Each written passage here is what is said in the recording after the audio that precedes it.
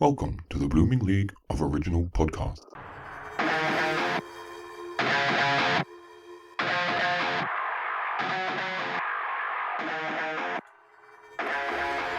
G'day and welcome to Thrash and Treasure, where two dudes break each other's sound barrier out of nothing more than schadenfreude. I'm Aaron, and joining me as usual is my co-host Gareth. How's it going, mate? I'm doing great as always. Exciting week? Very exciting week. I had a week filled with music. Oh, did you? Yes. Interesting. Alright, well, we'll jump straight into it then, because last week we swapped over some albums. I guess we'll start with metal this week. Yes, I agree, 100%. How about you tell the audience what nonsense you inflicted upon me this week? Yes, I did. I inflicted Lindemann, their latest and last album, as it turns out, F&M. I think he wants to continue. Yeah, it will continue just as Tils Lindemann on his own, just as a purely solo project. So kind of a little bit confusing in that way, but Peter Tutgren's no longer involved. So yeah, interesting to see what happens. Well, I'm not that confused because Lindemann is his name. So technically where he goes, the band goes. Yeah. They could invite 10 people to the band and it'd still be Lindemann. Then it'd be Rammstein. Touche. As I was about to say, I'm an idiot, so I would say that because I don't know the difference. I'm gripped, and I really, for a change, I actually want to know what you thought. Oh, good. I'm glad you do, because you're about to find out. When I first saw the cover, I decided not to write an opening joke until I realized the cover was a picture of two masked women holding their cocks. And I was like, hang on, the Master Debating Show is our other podcast. And then I realized the band is actually two men. And I was like, hang on, two men dressed as women holding their cocks? That is definitely our other show. But then I realized the band was a German band. So...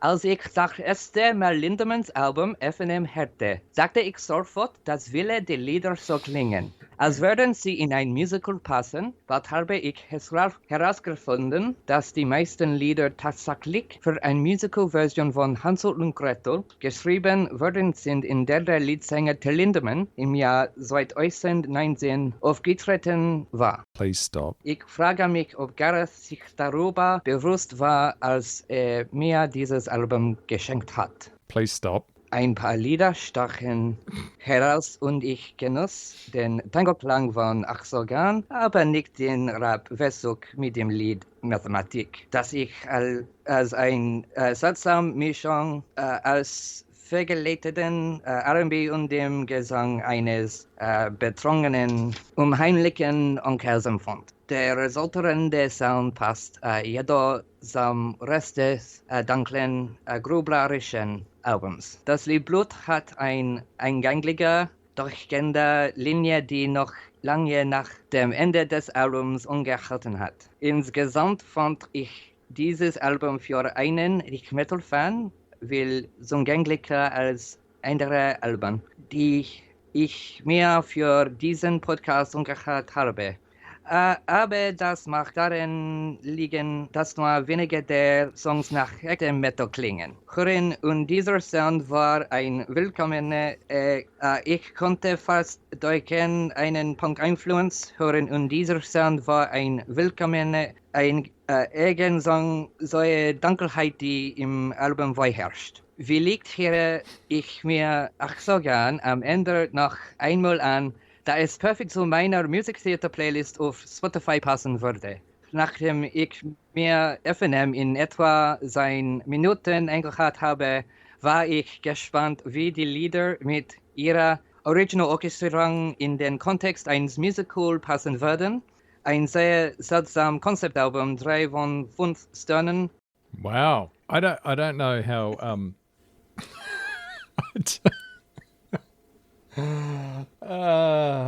now we need subtitles for our podcast because you did that in some sort of German, I'm assuming. I did that in perfect German, fuck you very much. I don't speak German, so I'm just going to... Oh, well, that's a shame. Yeah. Oh.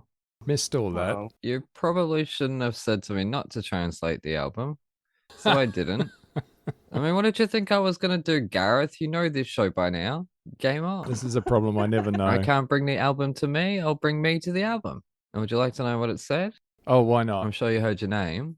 I did. Would you like to know what bit that was? Sure. That I was saying, I wonder if Gareth realizes this because he gave me a concept album for a musical. Yes, that's the whole. okay. Yes, that was the whole point of it. Well, Yeah. that's cheating. No, it's not. I'm not going to deliberately like something just because it's a fucking musical. You don't get an extra I just- point or a first point because, let's face it, it's Broadway 1, Metal 0. I am keeping track. Last episode put me on the board. Let's face it. That is true. Yeah. You don't get to trick me into liking something. That's dirty. No, I the exact opposite. I want him to hate this, and then because I knew you'd dig into it, and I thought, oh, you're going to find the Hansel and Gretel connection. And I thought that'll be a challenge. See if you love it or hate it. Yeah, I wasn't expecting a musical theater album. Well, I mean, it's based around. They've used songs from. I did look for the show on YouTube. Yeah. I don't okay. know. I don't know if what I saw was a concert or some weird European type. I don't want to offend our listeners after just I think you've offended. butchering German, but it was weird. Okay, I want to talk about mathematics. Okay. Because I thought when I heard that, and I mean when I heard that like 7 or 8 hours after hearing it, I thought, did you give me this song deliberately? Because it's not just a new one. It's creepy. It's another. What's that song from? That creeped me out from Avatar. It's another that song. That was no, I didn't. Yeah. And then I kept singing my own versions of it, like I always do. You're right. Oh, good. Good. And that's So a you can only- that's a bonus track. So that's not on the standard album. Yeah, that's a bonus track. So that's good. I say this with all enthusiasm. Bonus. It was creepy. You wouldn't have understood it, but I basically described it as a drunk uncle. Okay. I liked Axel Gunn. Mm-hmm. That one. That's another bonus track. So you've pretty much ignored the whole album. I don't know this shit. I just put it on. The extras. I know. Don't worry. I know how that feels. Believe me. I pointed out Blut, and now reading it in German, I don't understand what I wrote. Yes. The song Blut had a catchy through line, which lingered long after the album had finished. So that's a good thing. Right. That's Yes. a positive. That's not a negative. No, that's probably where the 1 point came from. Yep, I guess, yes. I mean, ironically, yes. But if you're German and listening to this, please don't write in and spoil it for me. I don't read German. Yeah, right away. I don't read German, so it's fine. That's all right. You can call That's me good. whatever you want. It was an epic troll. And I'm It very was. proud of myself. Tell you what, I was nervous doing it. That's far more effort than I put into it, but there you go. I applaud that. You know, I want to have some fun with this. Mm. I want our audience to have some fun with this. I want you to be messed with. Time and time again. I'm satisfied. Okay, but the album, I did also comment that I would like to see it. I'd be interested to see it or hear these orchestrations on stage in their proper context with their original orchestrations, how it's meant to be, not in a rock album. Yeah, in the context of the whole Yeah. Hansel and Gretel. Yeah. Yeah. I mean, that's a creepy show anyways. It Well, is. creepy story anyways. It is a dark tale and all the grim fairy tales are dark. Well, they are, and it's a cannibal witch It is. that It wants is. to eat children, which makes sense if you're going to turn that into a metal album. You know what I used to love as a child? I didn't know it was part of fairy tale theater, but there was this Hansel and Gretel on VHS that we used to hire from the video shop all the time that had Ricky Schroeder in it. Shelley Duvall was in it. It was, Okay.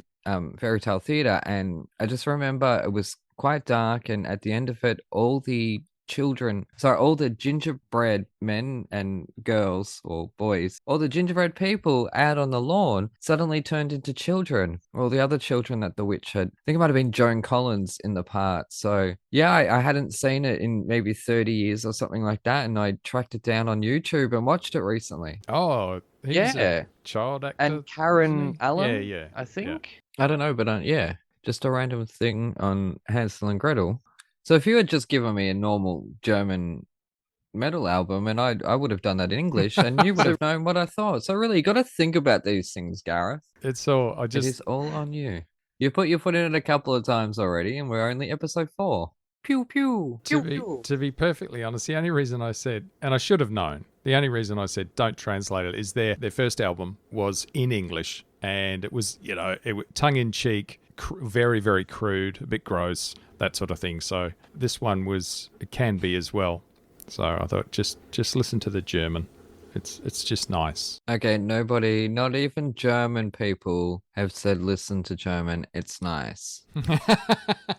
I just Did you go Yes. Did you go down the YouTube and look at the Yes, videos what the and fuck that was sort of that? thing? What the fuck was that? Axel Gunn had a very interesting single shot video of Till being beaten up, and he had this weird thing in his mouth to give him the cleft lip, and he's creepy with that thing in his mouth to give him the cleft lip. I know it's not his normal mouth, is it? And that is them on the cover, yeah? That's absolutely them Okay. And with masks on, though, obviously. Yeah, I'm not sure what the go is there. That's That's when I first saw it, I thought it was women.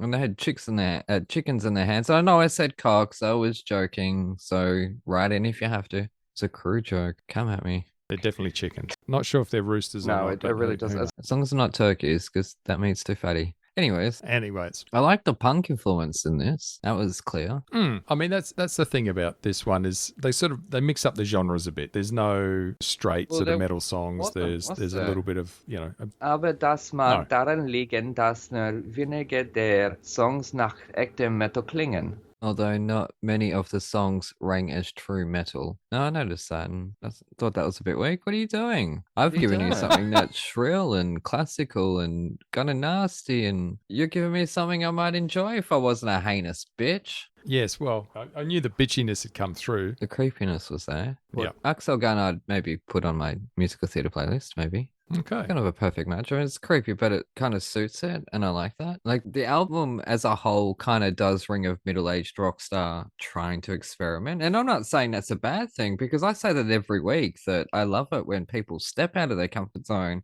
and experiment with different things. So and play around with their stuff and all that. Mm. So that I did appreciate, and I Yep. maybe didn't give it 1 out of 5 stars. Yeah, you did. Maybe not. Are you backing? Okay, I don't won't. don't backtrack now. German people don't write in. Like Gareth be none the wiser. Mm. And I would say don't go translating, but I have two very good German friends. I will quite happily, who are both metal fans. So I will. and I've already addressed them, so I'll address them again. If you are listening to this and you are German, and if you are Gareth's friend, do not write in. Do not spoil the fun for me. It's quite difficult writing sass in another language.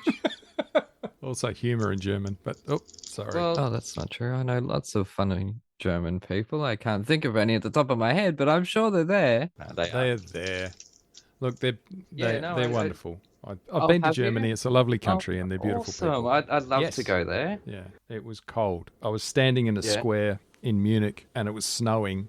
The novelty of snow. Oh well, I went from an Australian summer to a European winter. That's a shock. Yeah. See, I've gone from Bora Bora to New Zealand, and I was about mid-spring, early spring, September, October. I don't know. I know what it's like though. It just hits you. Yeah. Okay. So this album, I feel robbed. I do. I feel robbed. All right. I feel robbed of torturous metal. You gave me something that was palatable to a lot more people. Something that's a musical theatre concept album. I think you're turning into me. God help us all. Oh, don't worry. It won't happen again. Okay. It won't happen. Was this my thanks for last week, was it? So I gave you something you could enjoy. I honestly thought you might enjoy it slightly more than you have, and then again, I just revel in the fact that you didn't enjoy it. So I repeat, Germans, do not write in. If you understood what I said, do not write in. Do not spoil the fun for me. I don't know what else to say about it, though. I guess I said it all in the review. I think you did, and yes, I think so, and I agree with what you said. That's how you feel. All of it was probably wrong. That's not true. Hang on, let me find the English. I'm not going to read you the English. I'm not going to spoil it for myself. So my first thought when I listened to it was that many of the songs would fit into a musical. And I said that. And that's after listening to it. That's when I realized that it is. Okay. And as I proved last week, I do know who Rammstein are. So I'm not ignorant to who Lindemann is. And I finished it off by saying after 10 or so listens, because that's how much I listened to it. Wow. I have to know what I'm talking about. You can listen to an album a lot when you sit there building roller coasters all night. I think you've let yourself down this week, though. I know you're probably proud of yourself, but You've given me. Yeah. you gave me one that straddled the line. Let's just say that. And then you gave me back 1 out of 5. So Well, okay, yeah, job no, done. You gave me one that straddled the line between musical theatre and metal, whereas I then pissed on that line To entertain myself. by reading a review that you would not understand for nothing more than shits and giggles, because 2020 has been 2020 So I need to do something to entertain myself. I think we can close the fairy tale book on that. Yeah, which does open the book to the horrors of what you gave What are me. you talking about? Anyways, we'll be back after this.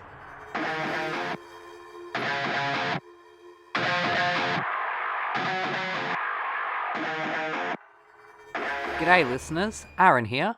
While you're topping up your coffees, did you know that you can support our show and go on a fantastically scary adventure at the same time? Go to www.thetonistantales.com/bookstore to grab your copy of The Toniston Tales, a darkly funny Aussie trilogy about a young boy who rescues injured animals in his spare time and the roller coaster ride he's taken on by a literal fish out of water. Written by me, the village idiot of Thrash and Treasure, you'll come to love Toniston Turnbull and the dozens of wacky characters that he meets along the way. And here is a sneak peek. After barely 3 hours of light sleep, Toniston Turnbull slowly opens his eyes, his body feeling heavier than it ever has before. Not from extra weight, from tiredness and stress. Polly sighs in the shadows behind him, the flame of the nearest barbed wire tiki torch tower having died down, but not out, while Toniston napped. "Are you awake?" Toniston whispers. "Oh, how can I sleep in this place?" Polly moans, turning onto her side and facing Toniston, who stays on his back, imagining obscure animal-esque shapes in the rusted tin roof above them, shadows faintly formed by the nearest dying torches. "We need to work out a way to get out of here," Toniston states the obvious. He whispers despite the fact the nearest shacks to their own are several meters away and the occupants presumably asleep, as most prisoners seem to be. "How? There's no fence to squeeze through or even climb," Polly replies, sitting up in bed and then stretching out her sore arms. The hairs stand on end from the slight chill in the air. "I don't know, but I think the whole fighting thing is a distraction." "You mean to distract the other prisoners when new ones arrive?" "No, I think that was just bad timing. Didn't you notice?" Toniston goes on to explain his theory. "That fight happened, everybody gathered around. I didn't see one person who wasn't watching, and then when I vomited, the only gate in this place closed shut." "What are you trying to say?" "I think something happened when everyone's back was turned." "Like what?" whispers Polly, her voice breaking up in fear. "I don't know. That's what we've got to find out." Toniston's brain starts working overtime, but it's strange that nobody seems to want to leave. They seem almost happy. Definitely content. So, when's the next one of those stupid beatdowns? Toniston can't help but think Polly looks tough, almost evil in the shadows as she asks. "I don't know," Toniston begins. But both teenagers are distracted by a crumbling noise in the distance. Hopping out of bed, Toniston joins Polly on her own, equally uncomfortable one, spotting a large, white package hovering close to the cave ceiling, behind it a shadowy figure. The package is lowered down, causing the teenagers themselves to lower as well, hoping not to be spotted by whom or what may be operating this obscure crane. Over a long, slow descent, the package is dropped to the ground. Polly keeps her eyes on it, but Toniston looks up immediately, spotting a large black shadow scurry away to God only knows where. "Come," he whispers, as he quietly hops off her bed, slipping into his docks with bare feet. Polly follows his lead. Careful to keep watch on all directions, the teenagers swiftly sneak over to the white package, their hearts beating an almost tribal jam in perfect harmony, and stopping in their tracks as the sudden realization of what lies before them sinks in. A woman, seemingly in her early 20s, wrapped up in bandages from the neck down. No, not bandages. "Is that spider web?" Polly asks, completely mortified at the prospect. Grab your copy of The Toniston Tales from thetonistonTales.com/bookstore today. Hooroo!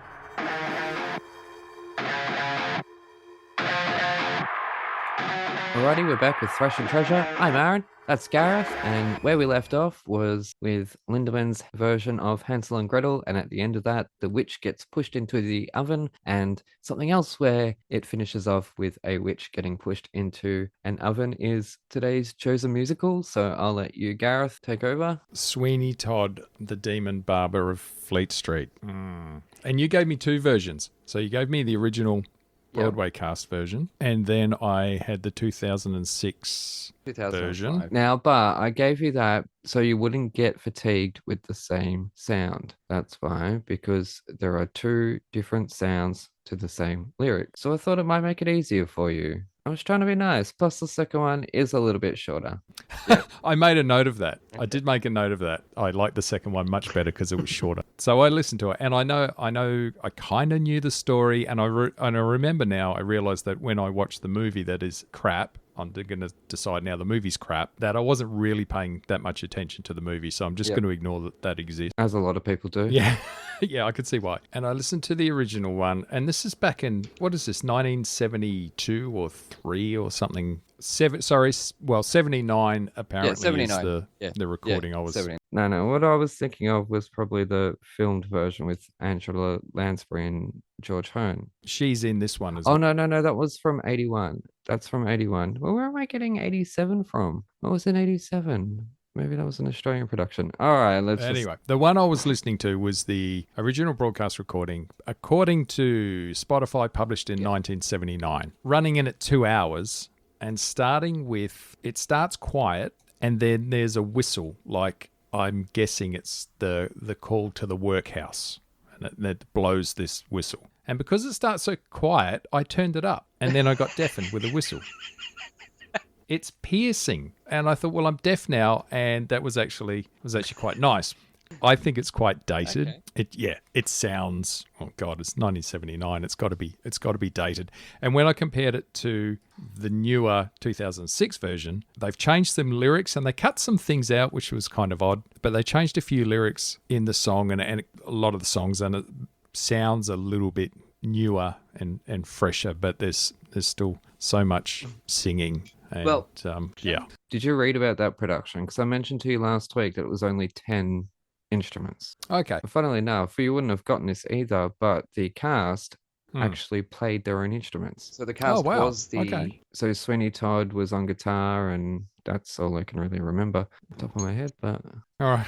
yeah, so I just thought it'd be an interesting thing to listen to. Actually, originally it wasn't 22, it was 26 instruments.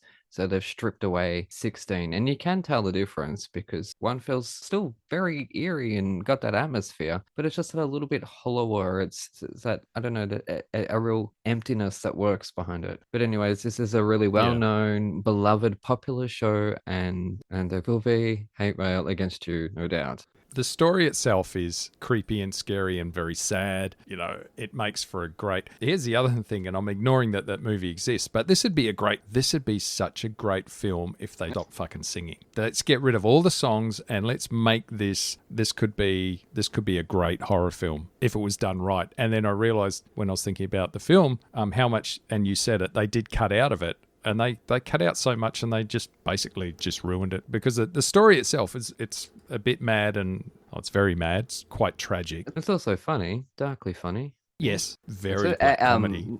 Nellie Lovett, Angela Lansbury's character, she's wonderful in her wickedness. One of my favorite memories was maybe about 10, 13, 14, maybe even longer years ago. My nana was here while she was sick.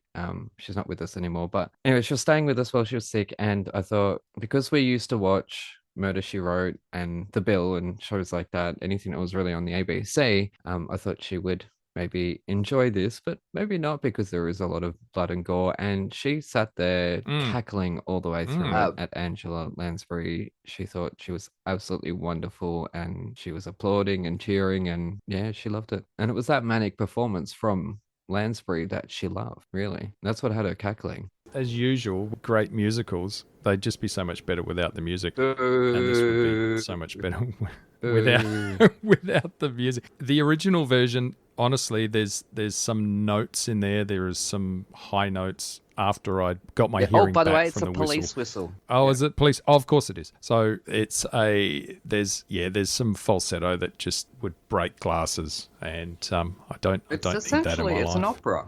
Yeah, I don't have a great relationship with opera. Well, neither do I. Any opera. But When I say essentially it's an opera, it's dark, it's dramatic, it's more melodramatic, it's tragic, not necessarily in the singing. Oh yeah, and the newer version is probably less operatic, which is why if I had to choose something to listen to, if I had to again, which I won't, it would be the newer version. rather than the original. In my digging around, they did do, and Stephen Sondheim actually gave his blessing on a prog metal version, and I haven't been able to find a recording of it. No, neither could I. And it's been driving me up the wall, and I read into it, and there's this amazing theatre in the US, and this is what they do. So this was kind of and he said, yes, you can do it, but don't change the arrangements. You can do it, but you need to be, you need to do it respectfully and that sort of thing. So I would absolutely love to hear that or to see that, but so would I. Yeah, that was a bit disappointing because I thought, hey, I know it exists and I read about it, and then no, I can't find a recording. Nothing in it. Yeah, which is a shame. Just like no recording of Carol saying her corn line. The corn line in the Yeah. So I was, to be perfectly honest, I've listened to the original Broadway recording once, and that was enough for me. Oh. I did give the other one a couple of listens just because. Okay. It was just easier. It was easier for me because the other one was just why I gave an you assault. that? Yeah, you were just being soft. Well, you could have just you should have just left me with the original one. Yeah. Oh, I could have given you the German cast recording. Well, that would have been fun. It would have been a nice tie-in. I could do that with a number of musicals. I listened to Hair and Jesus Christ Superstar, Evita, and all different languages. I didn't know this until I looked into it. There's a tie-in with Australia because Sweeney Todd is sent, which they transported, which is, he was supposed to have life in Australia, and he obviously escaped and then came back. So I thought he was released. Oh, okay. I don't know. I'm trying to pick things up with people hitting notes that'll break glasses. So it has been a while for me. And it's not my job to research the musical.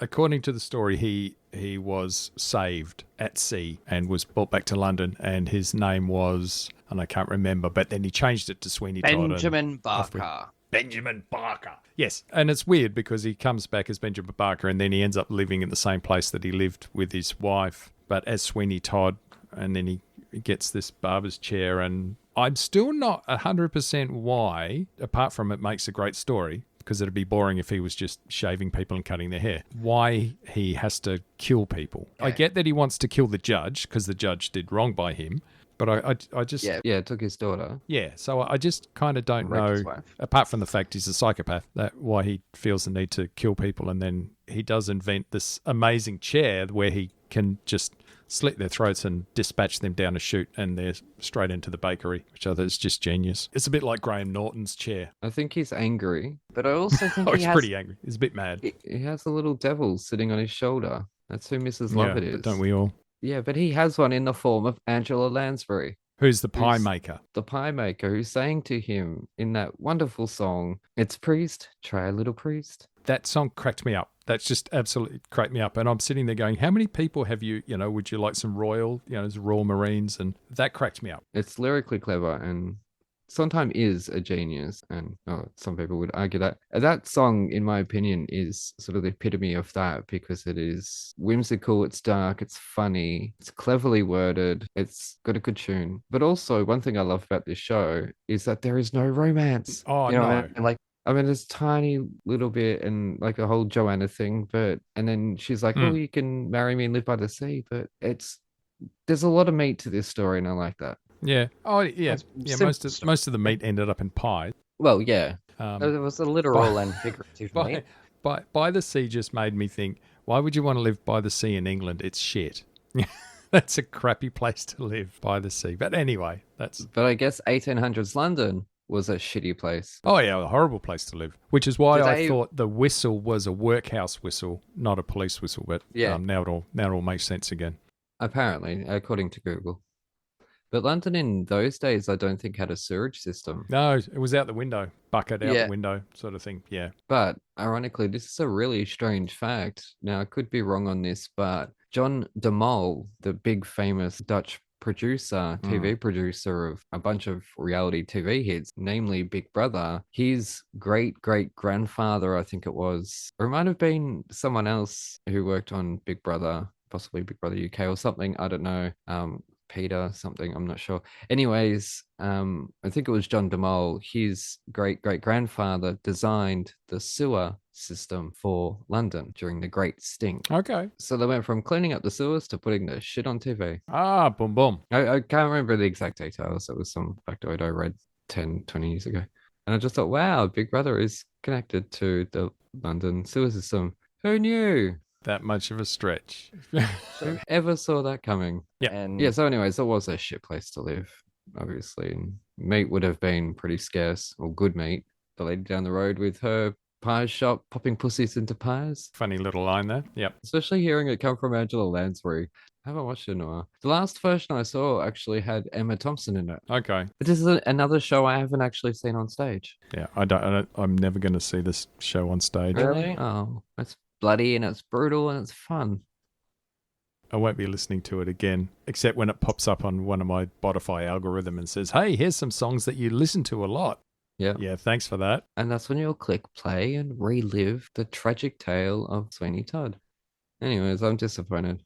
You didn't like it. I thought this was a surefire hit. It has all the ingredients to be amazing because it's a brutal tale and there's blood and there's bodies and there's all this happening and there's tragedy and then it's just shit music. So no. I can't do it. Now I want someone else, or I want a filmed version or a recorded version of the prog metal version that Sondheim gave his stamp of approval on. So I'm living for that now, and I'll listen to that. We'll try to find it. If anyone listening was in the prog metal version of it, please contact us because Gareth would like to hear it. I would like to hear it. Just really interested to see how it turned out. Like, even if it was country and western, I'd want to hear it because this is what theatre is about. It's about interpretation. I don't listen to country and western at home. I have no idea Keith Urban's songs, but I would totally listen to a country and western version of Sweeney Todd. Just because it's something different. How absolutely. wacky. Yeah. Absolutely. Yeah. Look, I would too if you do a different take on that. And that's actually why I was hoping that the new 2006 version of Sweeney Todd, it was different, but it wasn't that much different. And I was kind of hoping that it would be a little bit more out there, but it wasn't. So, but that's okay. That's just On stage, I think it would have been a lot different because the cast are playing their instruments. So playing their instruments. So that would have been interesting, strumming your guitar and then slashing a throat. yeah. And I think they sort of tweaked the ending a little bit so it was sort of in his head. Did you watch Fringe? Oh, Michael Cerveris was in that. And he played Tommy on Broadway. Like, he's absolutely great. He's got this real brooding quality to his voice. He's one of my absolute favorite performers. And I think they should have got him for the movie, not Johnny Depp. Yeah, well, that was, what's his name? Tim Burton sometimes just shouldn't be let loose on movies. Bit too much Tim Burton for me. Yeah, anyway, Sweeney Todd. Nearly 2 hours long. Thankfully, the new version was only an hour and a half. So, look, do you know what? I'm going to give it a 2, based on that. It's a great story, and there is some genuinely funny parts in it. Not least of all being a little priest and the worst pies in London, which is kind of gets stuck in my head, and I did find myself whistling that the other day. So there you go. There's an earworm. I find Joanna gets stuck in my head. Okay. Yep. That's not the type of song for my voice or my patience, but I still sing it. There ends the tale of Sweeney Todd. I guess you had a worse time than me this week. It actually sounds like it sounds like it. Because I had more of an interesting experience with mine. Oh, hang on, just to in the first one, Victor Garber, you would have seen Titanic, surely? I've seen Titanic, yeah. He played Captain Andrews. Okay. Not Captain, Mr. Andrews, the one who designed the ship, who said it was the unsinkable, and then at the end, obviously, he checked his watch and fixed the time up right before he died. The water came and swept him away. He's a Broadway legend. You'd know his face just from seeing him on TV. He's been in Legally Blonde. I think he was in Glee, 30 Rock. Okay, I've seen 30 Rock. I think he was in that, yeah. Okay. For me on that. The other two, no. What were the other two I said? Glee and some other Legally Blonde. What? How have you not seen Legally Blonde? We have so much educating to do. I'm okay with not seeing Glee nor Legally Blonde. Well, we're going to wrap things up and you're going to thank a load of people. Thank you to Kim again for your help. And also again, thank you to Logan and Death in Bloom for letting us use their song as their theme song. I'm not going to thank them every episode because I'll probably forget, but that's okay. And to the male opera singer we're using, thank you. It was royalty free, so who knows who recorded it. Good on you, mate. Thank you, mate, from somewhere on the internet. Yeah, so anything to plug this week? You want people to read your reviews, if you can call them that? Read my reviews. Head over to, you could read, I don't know if you did, you could read my F&M review that I did on, and I gave them 9 out of 10. So there's our polar opposites right there. chuck Gareth in there and you read all my musings and my opinions, because I have many. Or come and say good day on Twitter. I'm at not Gareth on Twitter, but it is actually Gareth. Yeah, I'm still confused. I've known you for ages. I still don't know what your fucking name is. Is it Gareth? Is it not Gareth? And follow the Thrash and Treasure Twitter handle, where Aaron will be slightly sassy. Well, I carry that with me everywhere I go. Stop stifling my creativity, Gareth. Oh, I could never do that. But we've got some exciting weeks coming up. We're gonna have a few guests soon. Yep. That's fun. Looking forward to it. Have I got anything to plug? I do. I have some novels. So buy the Toniston Tales, read the Toniston Tales, follow us on Twitter at Thrash and Treasure, or on podcast, or on Instagram at Thrash and Treasure Podcast. We're also on YouTube with all the videos there. No videos, just logos, but it's still the audio. On that note, shall we sign off? A disappointing show this week. How dare you give me a theatre show, and how dare I give you something that you hate? Yes. Don't know what we're going to do with you. Twirling my mustache. But anyways, to you at home, thank you so much for listening. You take care, look after yourselves, and we shall see you next time. Over. Like quicksand!